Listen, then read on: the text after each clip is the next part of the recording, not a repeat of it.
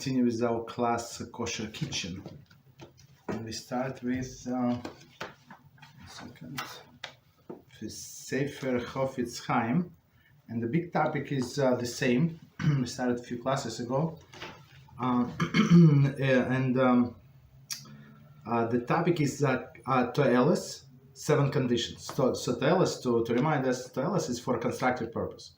So when we are allowed to say Rehilus or Lashon Hara for constructive purpose, and it's not going to be considered Lashon Hara or Rehilus. Okay.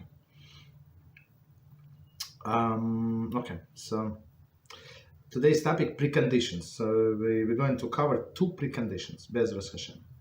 The fact that the situation falls under one of the previously listed categories.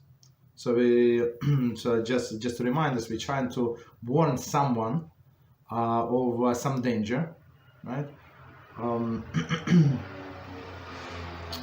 Of some danger, or right? It could be the danger could be going into partnership with someone, or some financial danger, some spiritual danger, somebody is a missionary, for example, right, or something, right? So it would be for constructive purpose. Okay. So the fact that situation falls under the one that previously listed categories does not necessarily mean that the discussing it constitutes constructive speech.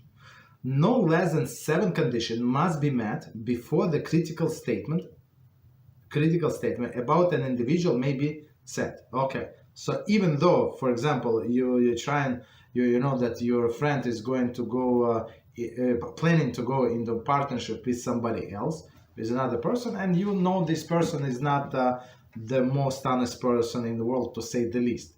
So you would be allowed, like in general, you're allowed to tell something, to warn your friend on one hand, but there are 7 conditions. Number 1, the first set of conditions deals with the verification of the facts. It is absolutely forbidden to make any critical statement about a person on the basis of information obtained through hearsay. Only through the first-hand information may one assume that the Jewish character or behavior is wanting. Okay, let's see. Continue. An exception would have been one who seeks to protect someone from potential harm.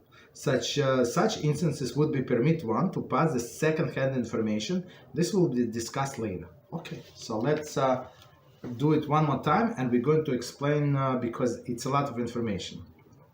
So condition number 1, the first condition deals with verification of the facts. So when you tell somebody something, you must know that firsthand, right? You have to at least you have to verify the facts. So now it's not hearsay, or like for example, what would be the example?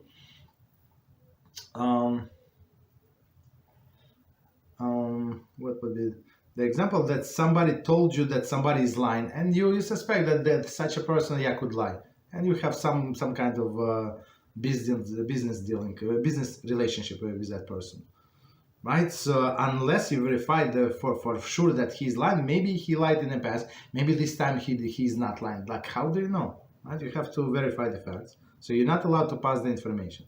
It is absolutely forbidden to make any critical statement about a person on the basis of information obtained through hearsay. So people do it on a daily basis, of course. So don't just because people do does not mean they doing the right thing, right? So just because somebody said he would not lie to you, maybe he would. How do you know?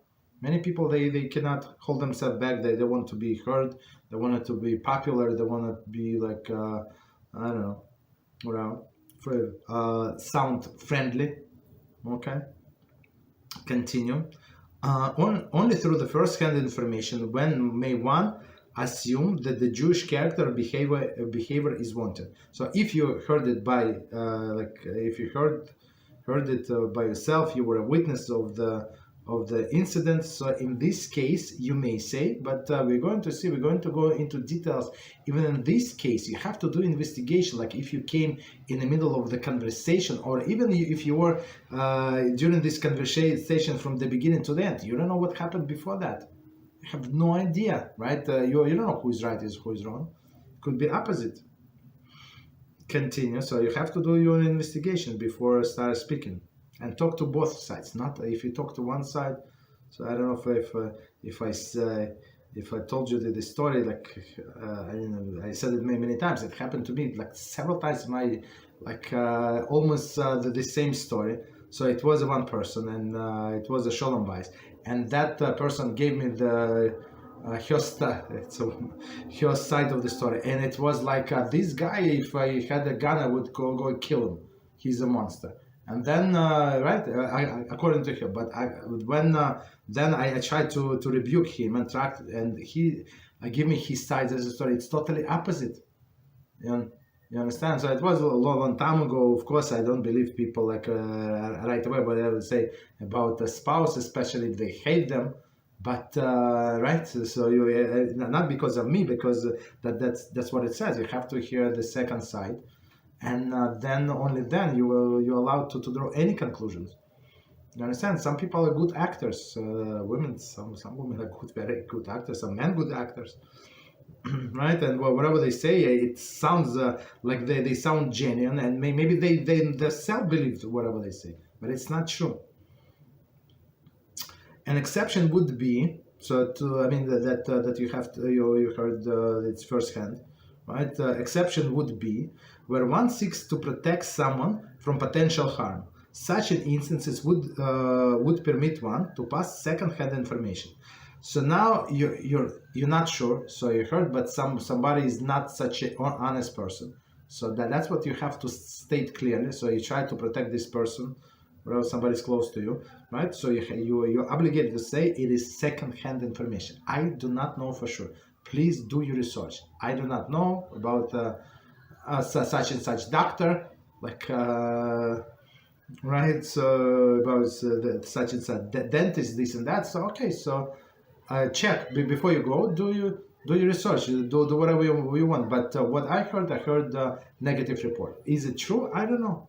So if you want warn somebody, so it is allowed. But it's only in these exceptional situations. Okay, so this will be discussed later. Okay, continue. Condition number 2. Even if one has witnessed seemingly unacceptable behavior, he must not hastily pass the judgment. Hastily pass the judgment. One has occurred. An incident taken out of the context can be terribly misleading. Right, both. So as we said before, you just came in the middle of conversation, or you were, as we said before, you were from the beginning of the conversation.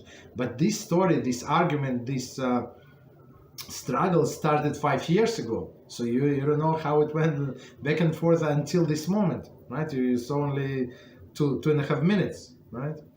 Both as a reflection on individual character, one second. So from the beginning of sentence, sorry. Doesn't make sense. An incident taken out of the context can be terribly misleading, both at the reflection on individual character, as well as determining who is right in a dispute between the two parties. Like, if taken out of context, it's very, very easy, right? Very easy. Circumstances must be carefully investigated before one can be sure that he understands the situation correctly. Okay, very interesting, right? So before jumping to a conclusion, doesn't matter how clear it looks to you, you have to do an investigation. Above all, before the concluding that a person has in fact transgressed the Jewish law, one must be knowledgeable in relevant halachas. So again, we have this one very nice lady, right? Very nice lady in her 60s, and she's trying to do teshuvah. She used to be in Christianity. Now she went out of there, and she's watching our channel. And she was very offended with one of Rabbi Reuven Shlita video. The title, if you want to search it, title "Hold on to your chairs." The story you never heard, something like that. But hold on to your chairs. That's enough. Okay, that's enough of the title. And it was a story of how this Yoshke came out to be, like how he was conceived, basically. right?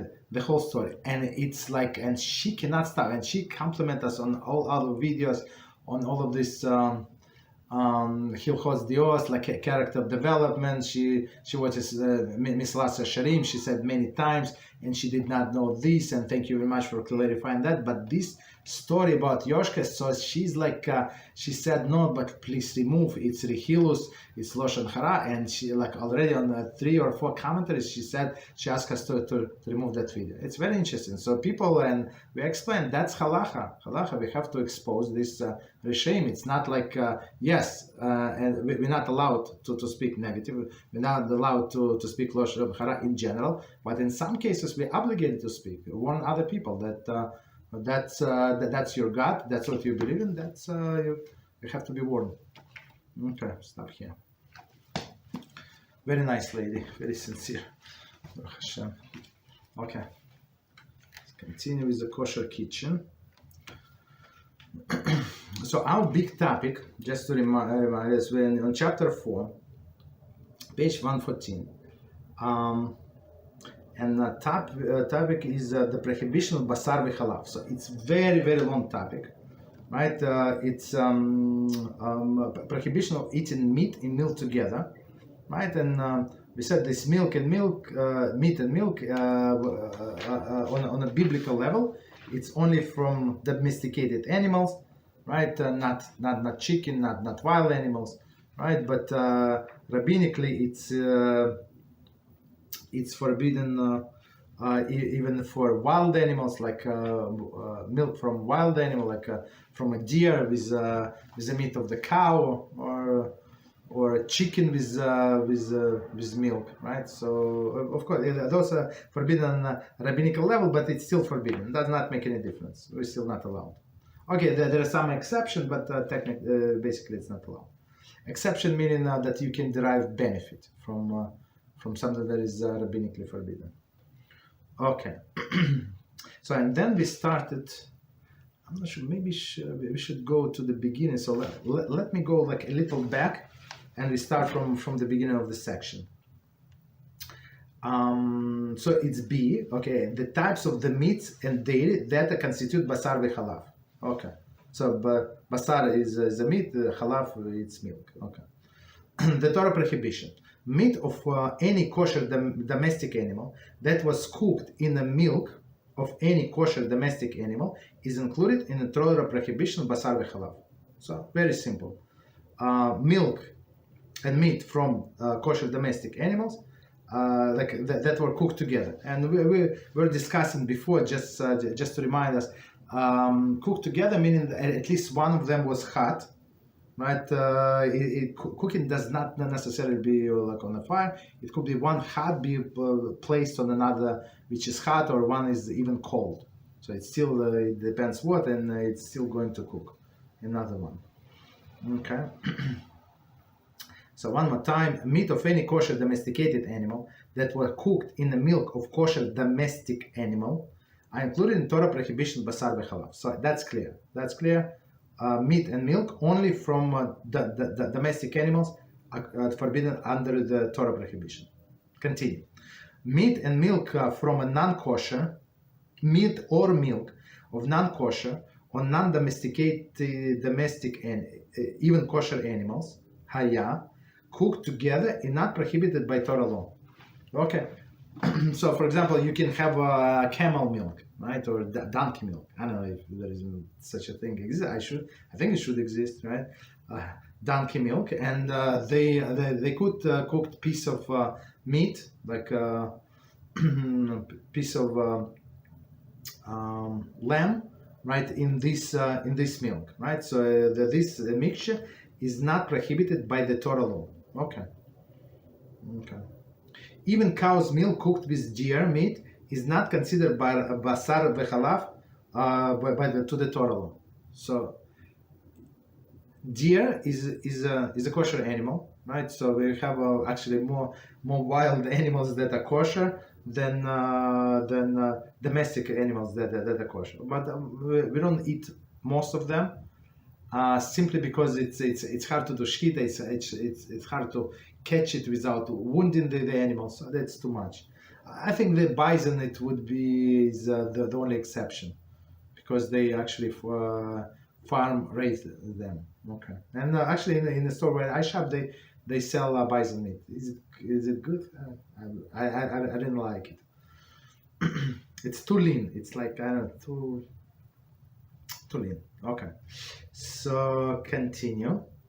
Okay, so again, cow's milk with this bison meat is not forbidden by the Torah law, since here's a deer is not the domestic animal. Okay, similar meat of fowl cooked in the milk is not forbidden by Torah law. So you have I don't know, chicken, and somebody put cook this chicken in milk, right? Not forbidden by the Torah law. As I'm don't remember if I said we had a student from Turkey, so he said in the Turkish cuisine, so a lot they do a lot of marinated in yogurts, right? So they say like Turkey, right? In yogurts, in milk, in sour milk, and all of these things, and that's for sure cooking meat and milk together. Okay, continue. Number 2, non-domestic animals or fowl meat. Okay, non-domestic animal or fowl meat. Rabbinic law prohibits eating even chaya. Chaya is like a wild animal, right? Non-domestic, okay. Wild animal. Or fowl, a meat cooked even with chaya milk. So here it's very interesting what this author is saying. So both of them not like both of them from wild animals, right? Meat and milk from wild animals, like have nothing to do with domestic animals. Still, mixture is forbidden, and same with the birds. Chicken in the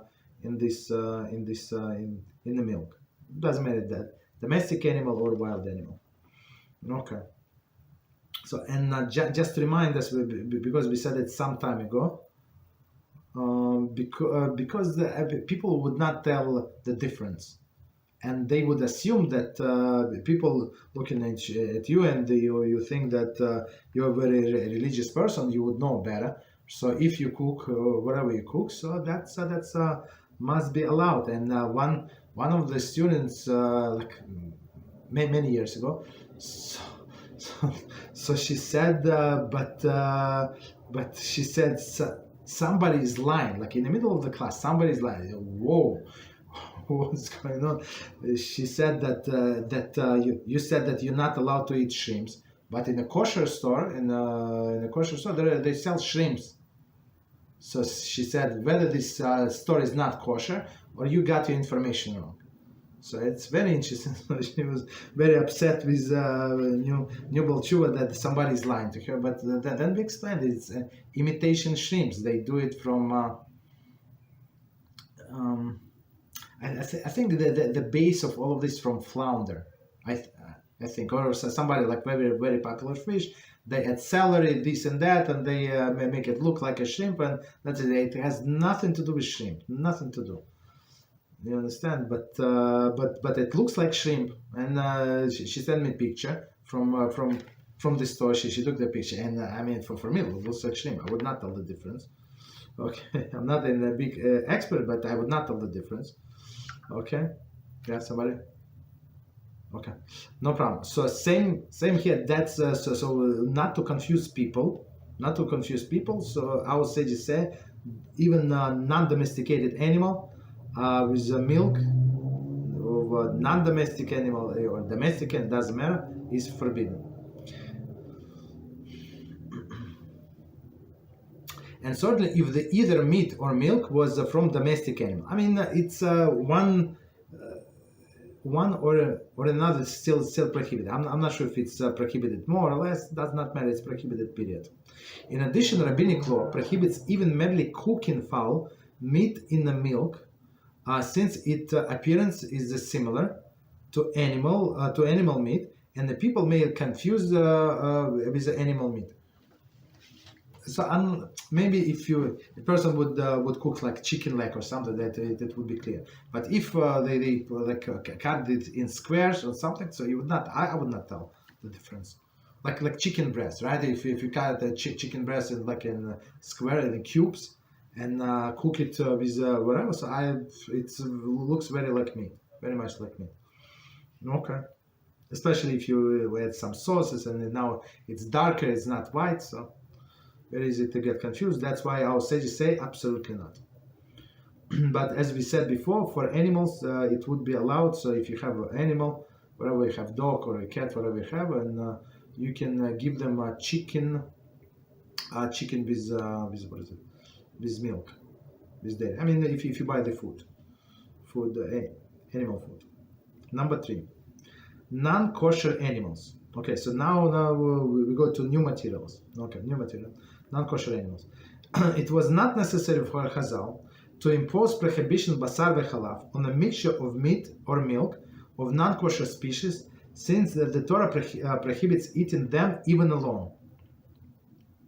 Therefore, many poskim maintain that there are more stringent rules of Basar v'chalav do not apply to non-kosher meat or milk cooked together. Okay, so it's very, very important concept, and I think we discussed in another class. So I just to remind us. So in Judaism, it cannot be prohibition upon prohibition. If it's prohibited. Period. So why do we need to discuss the second prohibition? There is basically one prohibition is enough. Meaning what? That if this animal is not kosher, it is donkey, not kosher. So that doesn't matter if donkey with the blood, donkey with the milk, it does not make any difference. Even plain donkey is forbidden. So basar v'chalav has no role. That's why our poskim do not even mention this. Okay. So continue. So they have some kind of like a chart. So I'll try to explain the chart.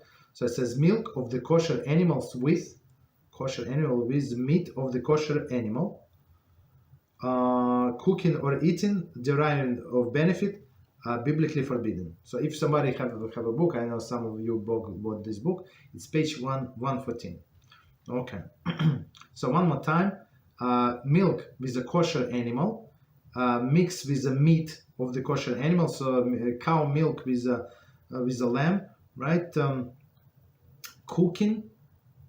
So 3 separate prohibitions. As we said, the Torah mentioned this: do not cook kid in its mother's milk, right? 3 times. And now sages derive that you cannot cook, you cannot eat, and you cannot derive benefit. Derive benefit meaning a person feed to others, right? He has a non-kosher restaurant, he has McDonald's, for example, right? So he derives the benefit. So that's by itself is forbidden, right? Or given to give to a non-Jew. It is forbidden. Why? Because you derive benefit. Even he did not give you any money, but still you derive some benefit.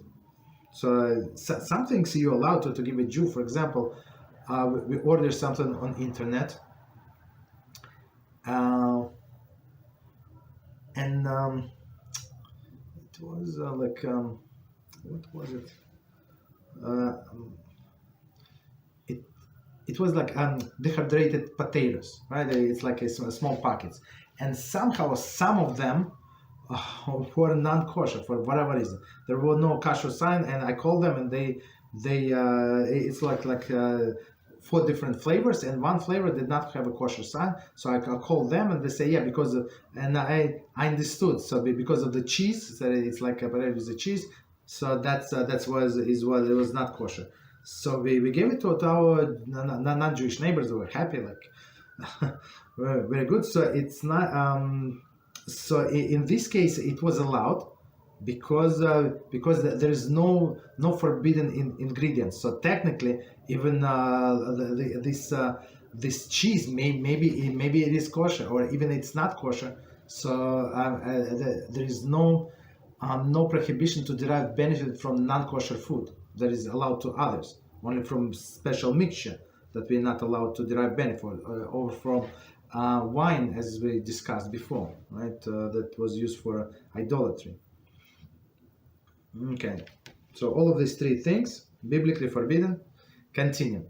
So next scenario, kosher milk of a kosher animal with meat of kosher animal. Right? We say eating, biblically prohibited because of non-kosher species. Just one second. What is the difference? Meat of a kosher animal. I think it's exactly the same. Maybe they made a mistake. Milk of the kosher animal with meat of a kosher animal. Eating biblically prohibited. I think that it's a typo. Meaning that the one second. I apologize. 1 second. Meat of a kosher animal. Meat of kosher animal. Oh, they break down. I apologize. I'm not sure. Okay. So okay. No, everything is correct. So one more time. Milk of the kosher animal with meat of non-kosher animal. Eating biblically prohibited because of non-kosher species. Okay. Cooking rabbinically prohibited because maris ayin. So no, it's non-kosher animal, right? So it's because maris ayin means that that's how people see it. So that they see you that you did something correct, but they might suspect that you did something wrong. So deriving benefit of permitted. Okay. Then last one situation is a milk of kosher animals with meat of fowl or non-domestic animals, right? Deriving benefit is permitted, all right? As we said, in animal food, right? Chicken with milk in animal food, no problem. Cooking rabbinically prohibited because maricide, because people suspect that you cooked and then you're going to eat it, right? And eating is rabbinically prohibited. Okay. So all of these cases. Continue. Number 4, fish. Chazal did not extend the rabbinic prohibition of Basar v'chalav to fish. Okay. Therefore, one may drink milk while eating fish, or even fry fish in butter. Just 1 second.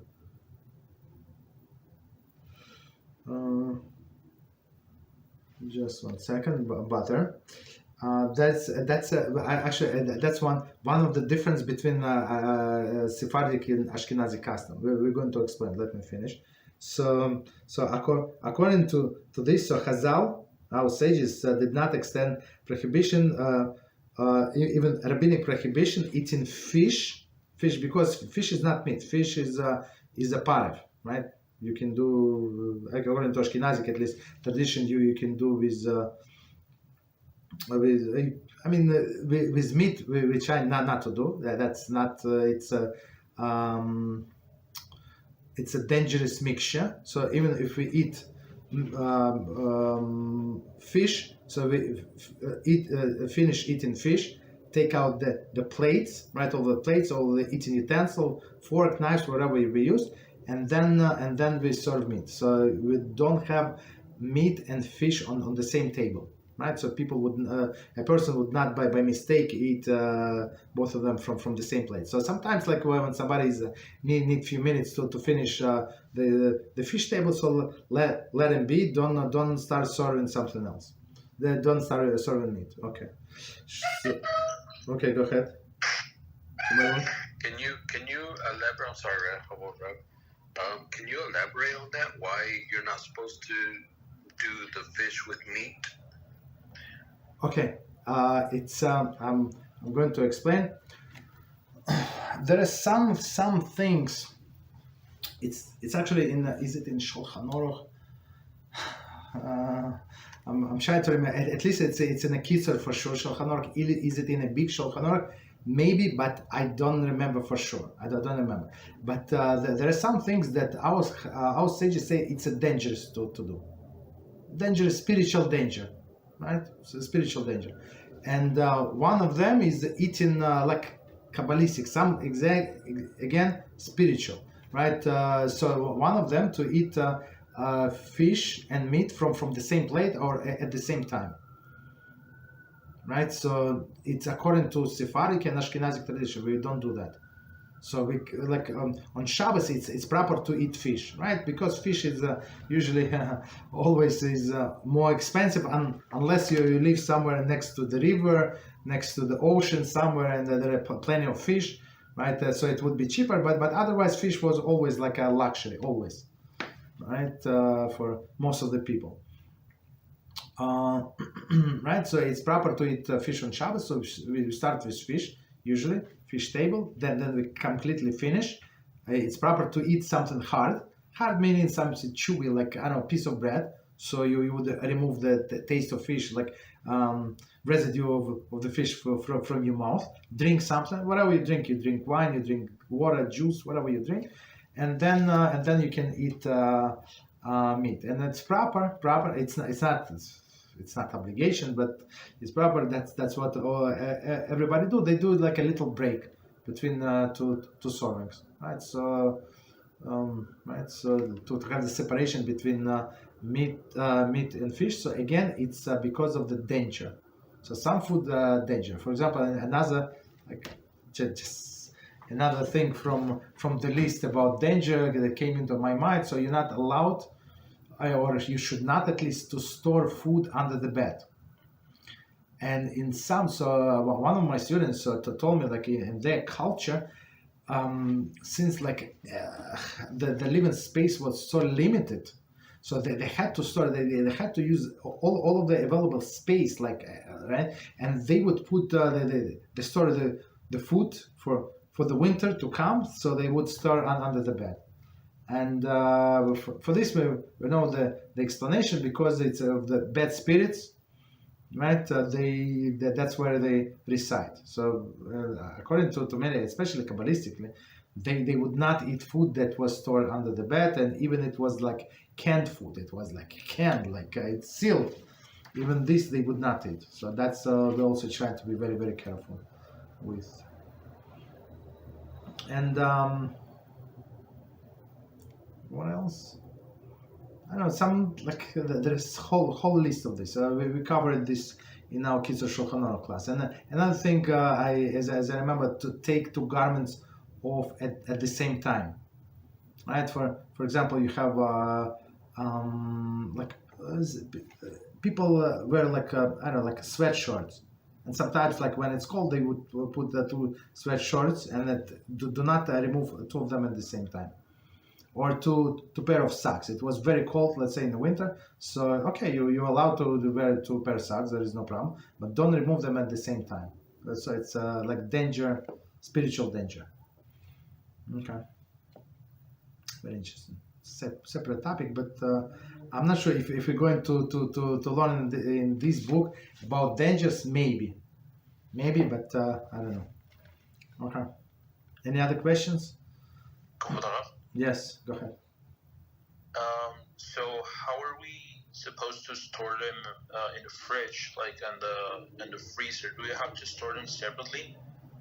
No, but it is a separate. I mean, the prohibition is only to eat from the same plate. But anyway, it's in some kind of bag, somebody packages, so that's they're not going to mix.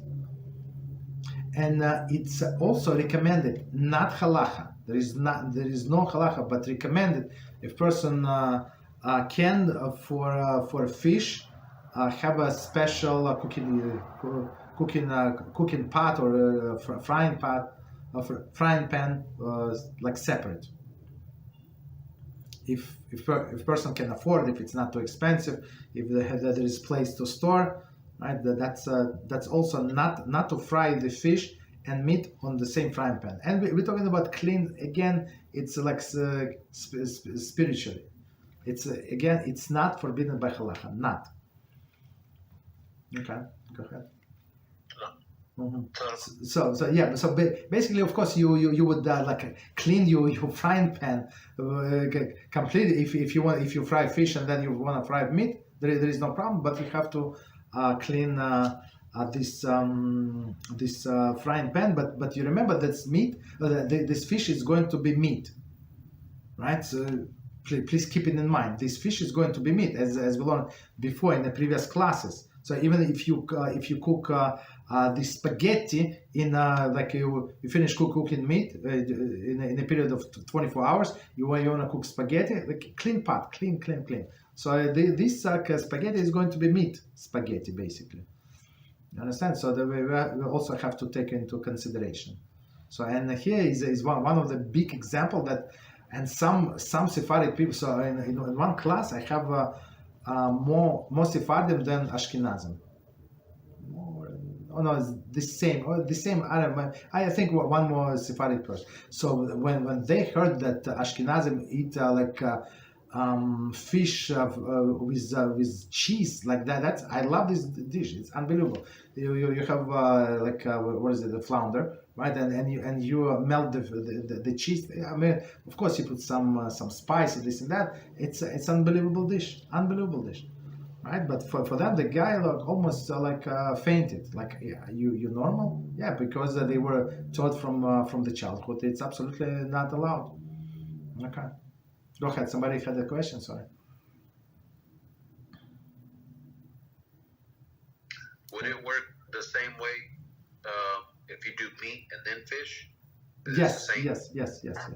Yeah. So just not together. It's up to you. Whatever you have, whatever your preference is. But the example I gave, that's what we learned in our Rambam class.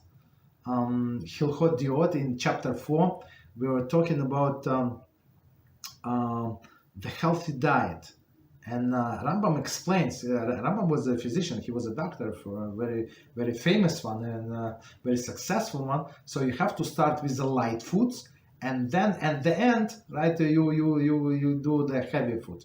And he explained. I'm just giving the summary, right? That so you start with a salad, this and that, and then you eat fish, right? Because the lighter, it's light meaning it's easier for the body to digest. And then you eat chicken, right? If you want to eat chicken and meat, right? But then you eat chicken, and then you eat meat of the small animals, like lamb, right? And then, so for example, if you want to, you want to eat all of the three kinds of meat, and then you eat the meat of the big animals, like a cow. So that's a proper way of dieting, right? If you want to live long, and Rambam said that so if you follow my instruction, you would not need the doctors, right? It's all preventive medicine. It's all about developing the right diet for that right person. Okay, so whatever these diets, all of this diet, new that diet, we've already had it from I don't know if Rambam said it, probably Gemara, probably maybe even before the Gemara. So we had this knowledge, what is good for the body, what is not good for the body, and in what sequence, and what to eat, what not to eat. And he also gave the list of dangerous foods. He said never ever eat. I mean, if you're going to eat, only a small quantity and very rarely. Okay. So because they're not good for your body. Okay. So any other questions before we continue? It's a very interesting topic. Okay. So let's continue. So let me just start from the beginning so we don't lose the idea. So Chazal did not extend the rabbinic prohibition of Basar v'Halav to fish. Therefore, one may drink milk while eating fish, or even fry fish in a butter. Okay. There is a view that one should not cook fish in milk. Does not say who's. Although most authorities reject this view, some, mainly Sephardic Jews, have a custom to refrain from eating a fish with dairy. Okay, so that's as we said. That's he said some mainly Sephardic Jews. I'm not sure some mainly Sephardic Jews. So I'm not sure if some Sephardic eat with cheese. I'm not sure. But let me quickly see the commentary. It says Chaim chapter 24 notes that according to Sephardic custom, one may cook fish in butter but not in milk. Okay, Very interesting. So they can cook. I get fry fish in butter, but not in milk. Yahweh Das 648 cites the different opinion of many Sephardic poskim on that matter. Indeed, some Sephardic communities have a custom to even cleaning and rinsing their mouths between eating fish and drinking milk. Right, so that's how serious they are. Even those who have custom not to cook fish with dairy may cook fish in dairy pot. So that's not to cook the fish in a dairy pot. That's a little too much. Okay, so they would allow it. So one more time, for Ashkenazi, majority of Ashkenazis, there is no problem. You can fry fish in butter or do it with cheese in milk. I never heard, maybe it's not like a big expert, but I guess you can cook the fish in milk. Okay, maybe, but the cheese, I guess it's the quickest recipe. Okay, but Sephardim don't do. Okay, one difference. Continue. This one is big one. Number 5, whey. The clear liquid that separates from the cheese curds during the process of making cheese is called whey. Poskim rule that the whey is considered milk and is prohibited by Torah law when cooked with the meat. Yorediyah 87:8. So let's try to understand. So whey, if you ever did this, what is it? The cottage cheese in the house. When I was little, my grandma always did. We always had this homemade cottage cheese. She would buy this. We would buy the milk, and she would make a homemade. From when she would cook in the pot, right? The cheese would curd together, and the clear liquid. It's not clear. It's not. I mean, it's I would say yellow-green color, something like that.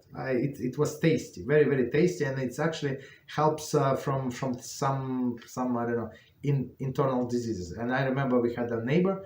She had elderly lady would come, and we give her this whey, and she would drink, right, because it was good for her health. Very interesting. So this way, according to us, according to poskim, so it's actually considered milk, milk prohibited by the Torah law when cooked with meat. Okay, so but that's the explanation of why when they try to get a creamer like a dry creamer, right? It's and it says non-dairy creamer, and it's white, and it says on the package it says OUD.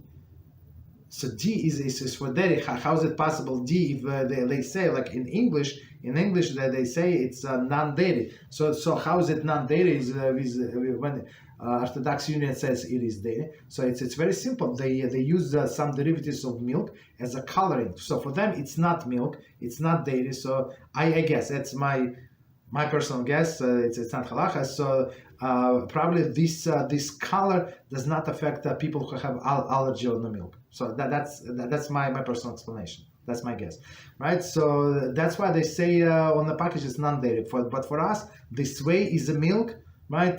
Even it's a part of the milk, right? And this coloring is also a milk. Doesn't matter. I mean, we're talking about halachically. Number 6, human milk. Human milk is not included in prohibition Basar v'chalav. Very interesting, right? Nevertheless, one should not cook meat in human milk. Okay.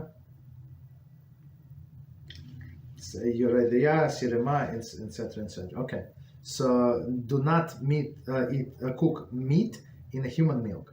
If human milk fell into meat food and it's not noticeable, the food may be eaten. So since it is not forbidden to begin with, so if it fell into the meat, so it's not noticeable, so you can eat.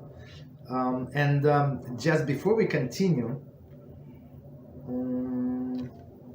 we have to explain one concept. So even it can be nullified. Some mixture can be nullified. I don't remember if we spoke about it or not, but okay. So the summary is for meat and milk mixture, it's 1 to 60.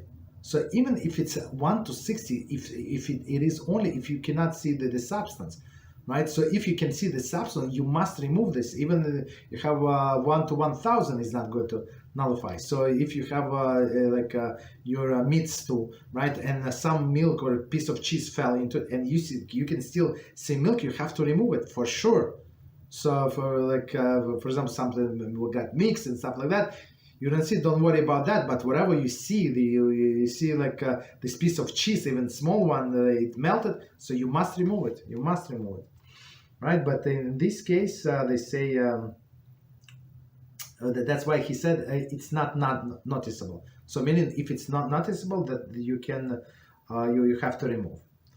And commentaries say bitul bishishim is not required. Okay, regarding case of white milk is majority. So bitul bishishim is, that's what we just explained, is bitul is nullification, bishishim is a 60. 1 to 60 is not required. So meaning if this human milk was mixed with meat and it's less than 160, so if it's cow milk it would not be allowed, but if it's human milk you can continue eating this food. Similarly, if bottle used to store a nursing mother's milk was washed with the meat utensils, the meat utensils are not affected. Okay, so let's see the commentary. However, the bottle may have been rendered meat utensil. A Rav should be consulted. So maybe it's very interesting. Maybe they say maybe that there is no problem with the bottle, right? With a meat utensil, but the problem might be with the bottle. And we have to remember, so when we wash together these utensils. So sometimes people wash with very hot water. So that's what I do. I wash with the gloves, right? With dishwashing gloves. So I don't feel how hot is it. I mean, right? So but I like to wash with the hot water because it's faster, right? Because it's faster. So for sure this temperature is for sure above Yad Saladas Bo. If I would have, or so somebody would have mixture meat and milk together, for sure this mixture is going to be cooked. For sure, because it's the water is so hot, right? So that's why he said that you have to ask Rav, what about the bottle? Okay. Continue. One second. Let me see how many examples they have. Any questions before we continue, because it's a longer section? Any questions? Okay. So next one, artificial milk. In early times, the Parve milk made of almonds was used in lieu of the milk. Okay. Poskim ruled that one who eats meat cooked with almond milk must place the almonds near the milk so that it should not be seen as he is eating Basar v'chalav. The issue has the following modern application. So I'm not sure when they developed. Let me quickly see. But I think even 30 years ago, 30 to 35 years ago, there was no such a concept, or it was very, very revolutionary, some non-dairy milk, non-dairy creamer, right? So people like to drink coffee, right, after the meal, and the problem was that they could not use creamer, right? So then the industry came up with a non-dairy creamer. So it's most of them from almonds milk, right? But people would be obligated to put the container of this your almonds milk next to you, so on a table, so everybody's passing, so they just saw you eating meat, right? 15 minutes ago, and now you drink coffee and it's very, very white. Guess what? You probably not most likely the drink with a creamer, so you put on the table so everybody can see there is a part of creamer, right? But today, people do know, and if you go to the kosher store, I think that there is even soy milk and coconut milk. or like some other like non-dairy dairy creamers, not milk creamers for coffee. Okay. I use what I use for like powder one. It does not taste good, but better than nothing. Okay, so even though it was almond's milk, right? So you did not do anything wrong, but we mentioned today this Mari sign. Mari sign is translated the way I see, right? So the eye of the onlooker can think and suspect that you're doing something wrong, and we have no right to put ourselves in that situation that people would suspect that we're doing something improper. Absolutely not. Okay, so he must place almonds, but it's in olden days near the milk. But today in a container, you put the container on the table, and it says almond. It has almonds on there. Okay, so that they should not seem as eaten basar v'chalav. Okay, meat and milk together. This issue had the following modern application. So first one, margarine. Contemporary authorities discuss the question of whether one may use a part of margarine with meat foods. Certainly, the margarine is blended into the food and not noticeable. It possesses no problem. So, if somebody fried with that or using some recipe, right? Okay. However, one may eat a salami sandwich. However, that's the question. However, may one eat the salami sandwich with the margarine without displaying the margarine wrapper? The linear opinion commonly accepted among the contemporary poskim maintains that since the margarine is so common today, no one will actually suspect that the margarine is butter. And today we have all of these vegetable oils. Right, I mean this this looks like butter. It tastes. I think it's better than butter, and it is made from vegetable oils. Right. Oh, of course, there's some mixture. So that's what we use for baking purposes. Right. So the bacon would be parve. Okay. So so as the author is saying, today people know about it, and they would not suspect. But if you know that somebody does not know better, or just start like innocently the conversation, say, I cannot believe they say do such a beautiful, they make such a the delicious part of margarine. It's unbelievable, tastes like butter and even better. So people around you would not would not suspect you. So I mean, if it's your family, there is no problem. But if it's like somewhere outside of your family, and not everybody knows, not everybody knows, right? So very interesting. B, non-dairy coffee creamer. Here we go. But this non-dairy coffee creamer. So just so we know, that is truly not dairy. It's only you can buy. That's what I saw only in the kosher stores, by me. But only kosher company do this 100% part of creamers. All other company, non-Jewish company, they do not make. All of them say non-dairy, but it's OKD or UD, so it's still dairy, and they still consider dairy. Okay. So one more time, non-dairy coffee creamer. A similar question applies to part of coffee creamer. Must one place the container of the coffee creamer on the table if it's to be served at the meat mill? Canon custom is to be lenient regarding the creamers, since meat is not usually eaten directly with the creamer. Okay. The coffee with the cream is generally served after the meal has been removed from the table. I'm not sure. I mean, it's not very convincing. Still, it's less than 6 hours past. Okay, there is no meat. But does not make any difference, right? So I'm not allowed to drink milk or eat dairy products 6 hours after until after 6 hours I finish eating meat or chicken. Okay. So still, if you suspect that somebody does not know, so you have to like explain what you're doing, explain yourself. Continue. Parve ice cream. The common accepted custom is to omit parve ice cream to be served without displaying the carton since it is served after the meal, has been removed from the table. In addition, parve ice cream is very common nowadays. Okay, so commentary. It is questionable if at this time one can use parve cheese with meat foods, since as the use of parve cream cheese is not that common.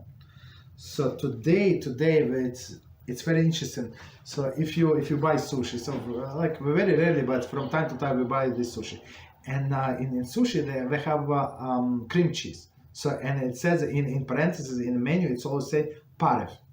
So this for example Sephardi people would not buy otherwise. So it's they use only parve cream cheese. Okay, very interesting. I guess we can stop here. We almost finished the section. So there is a practical summary. I want to leave it for the next time. We have any questions on any topic?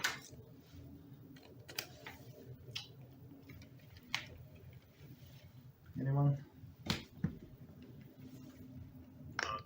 Yes, go ahead. What about when you eat some sort of very greasy or hard to digest cheese before you eat meat?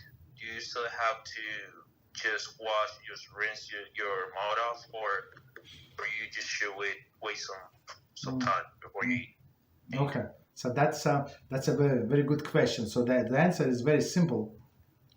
There are two kinds of cheeses. One is a cheese that are quickly made, so it's mozzarella cheese, all of the soft cheeses. I think all of them. American cheese, they call it monster cheese. All of these other cheeses like soft, they're made very fast. Very fast meaning in a few weeks and cheese is ready. Few weeks, 2-3 weeks, maximum 4 weeks, and the cheese is ready. But the hard cheese, it takes 6 months. Even today, they have technology to make it a little faster, but I think the minimum is 4 months, and sometimes even a year to make this cheese. This cheese is very expensive.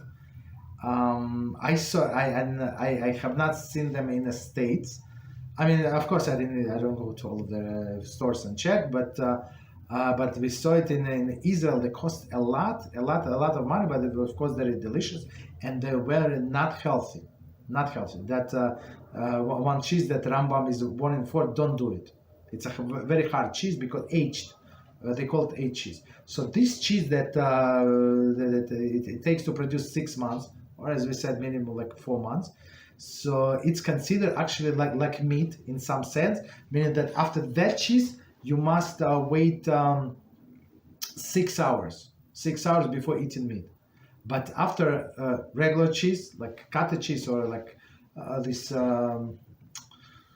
monster cheese, all of this like soft cheeses. So it's if somebody wants to go by stricter opinion, so we wait 30 minutes. So, but if needed, so it's actually you can eat right after that. You go rinse your mouth. You eat something hard like cookies, like piece of bread, something like so you remove the taste of the dairy from your mouth, of the cheese, and then you can eat meat. And that's actually what we do on Shavuos, right? That Shavuos was like last week or whatever was it, and we have a custom to eat a dairy meal on Shavuos because why? Okay, quick history lesson that when we were receiving Torah on Mount Sinai, HaShem gave us one of the laws that was given is about kashrut, about kosher knife,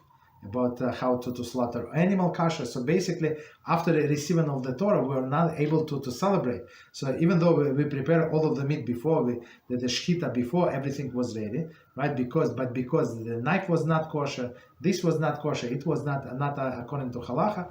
So basically, this we were not allowed to eat meat at this point, and we ate dairy. Dairy is quicker to prepare.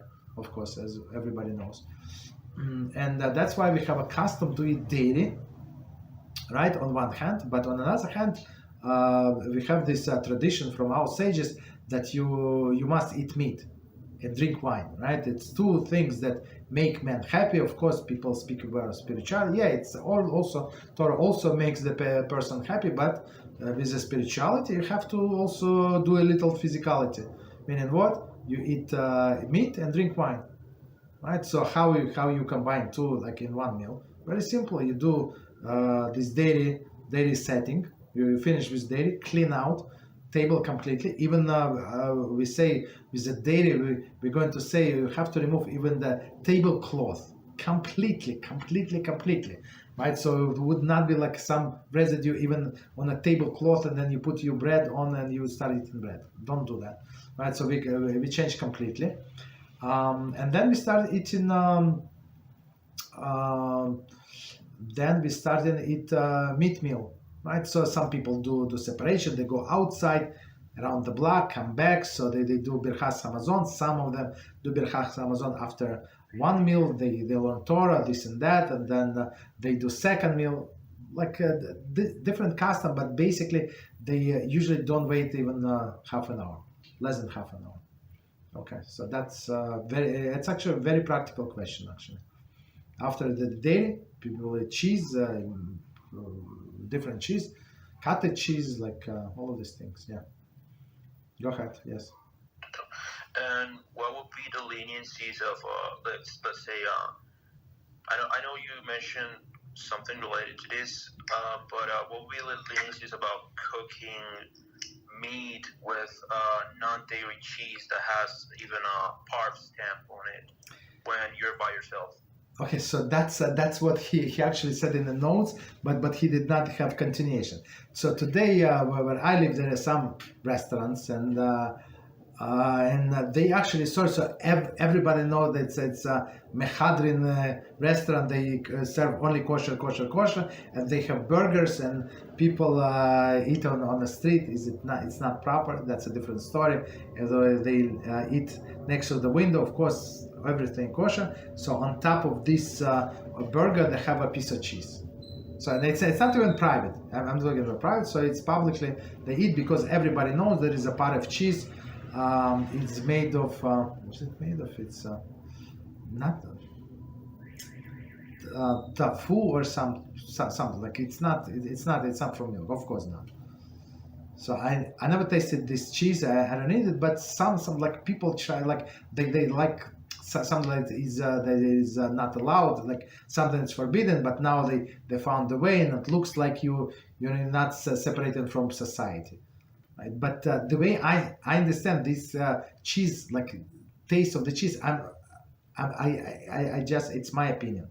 I never tasted the cheese. It's not the same taste as a cheese from milk. Maybe it's close, but not. It's not. Okay. So I mean, if you want to do it privately, there is no problem. If you do it even publicly, but everybody knows, there is no problem. If you announce, for example, you have guests over, and you said, guys, I'm going to serve. So some people would refuse. I would not eat because for whatever reason, I don't want, like, once you start going in a different direction, so maybe, I don't know, try to stay away. Okay, but technically it is not forbidden.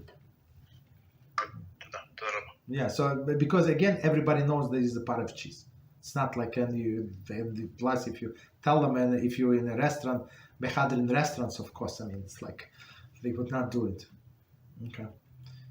Go ahead, please. Go ahead. Question?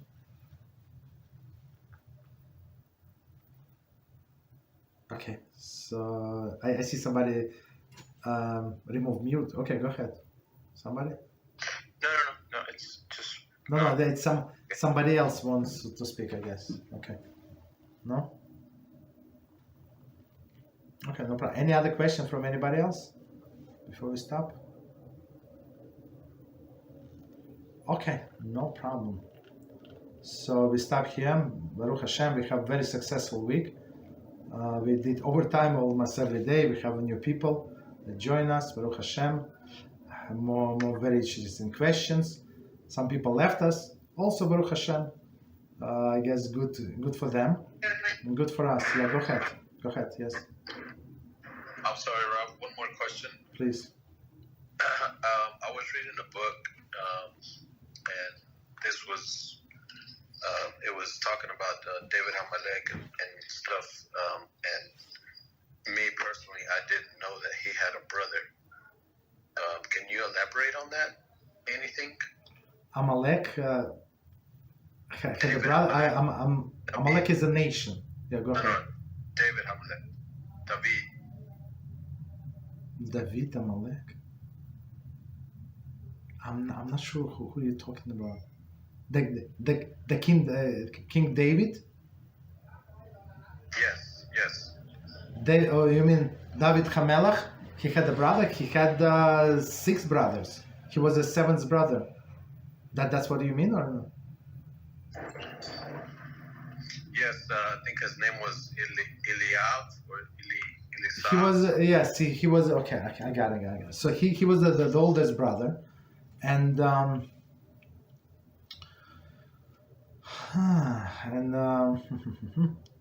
so. Just one second. I don't want to too much back, but the story was that it was a prophet, Shmuel, and one time he slept a little. And how he slept? So he was Shmuel was very God-fearing person, very dedicated and a very like humble person. But one time when Shaul, before he became a king. When he was he lost his donkeys and he was searching with his assistant for donkeys, his father's donkey, and he came and he said, okay, we cannot find, let's go find the seer. Seer is somebody who can like see the things like that other people cannot see, right? And they say, yeah, but by the way, there is seer, they're living in this neighborhood, let's go visit him. And they actually met the Shmuel, and they asked him, are you seer? He said, yes, I'm seer. And HaShem said, what? Who told you that? And HaShem, after that, he punished him, for he was very humble person all his life. But because of this one thing, one time, a little arrogance that he's a seer. So it's if you compare what Yosef HaTzadik said. Yosef HaTzadik said, "Who I interpreted the dream. HaShem is interpreted. I can only tell you what HaShem said. Who I am. Like stop it." Right? So, but he said, of course I'm a seer, and I'm going to help you to tell you what the donkey was found and stuff like that. And HaShem paid him back, right? When he said, go and anoint next king, David, right? Next king, son of Ishai. That's it, son of Ishai. So he came there and he talked to Ishai. Look, you have one of your sons. He's going to be next king. I have to anoint him. And he said, who? Of course, my eldest son. He was a tall, like broad shoulders, nice look, very handsome. Of course, he's the king. Like who else? Who else could be the king, right? So, and when this eldest son of Ishai came into the room, right? So this prophet like stood up and he was sure that this is the next king. HaShem said, absolutely not. Why do you think so? And then all of the sons came in, and this prophet was sure, now this is the king. No, okay, that not the king. Okay, and all of the 6 came, and it's like none of them the kings. Like he was shocked. Like on one hand, he's a seer, right? He's the one who's supposed to know. Like if like for example, if HaShem sent me on the mission, I have to know what my mission is. If I have to give somebody a message, I have to know who to give message. Otherwise, it's very like embarrassing. I go from one person to another, and I know whom I have to anoint. Right? It's very embarrassing. So that's how HaShem cleanses the people, right? Especially these holy people.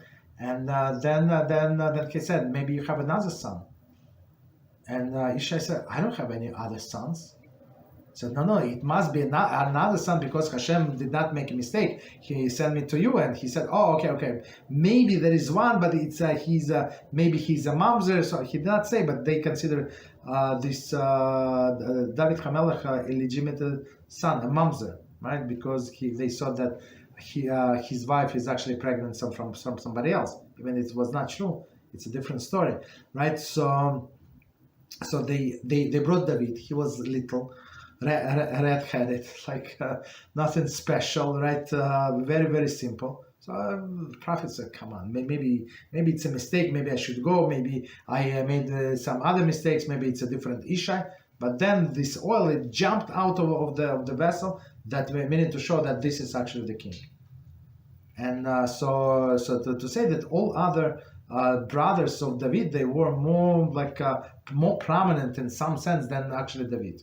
So he had brothers, yes. And they may even after this incident, they were making fun of him, say, well, when you came here, when they were fighting with Goliath, right? David came, father sent David, he said, go bring your brother's food, some supplies, and stuff like that. And he went there, say, well, why you came here? You came here to see the fight? Go back. Who needs you here? You understand? And then he was the one who actually fought with Goliath, because he was jealous to HaShem. And he said, I'm not going to fight you this guy, with the armor, a huge giant with the armor, thick, I don't know, a foot of thick armor. How can you penetrate it? It's impossible, right? He said, I'm going to fight with the name of HaShem. That's how I'm going to fight. Okay, so that's about brothers of David. Yeah, so the eldest brother was very prominent, but all of them, and he was the least prominent of all of them, and that's how Hashem wanted to Mashiach to be, to come from all of the lineage, a questionable lineage, so nobody would suspect it. Okay. All right. Any other questions? Go ahead.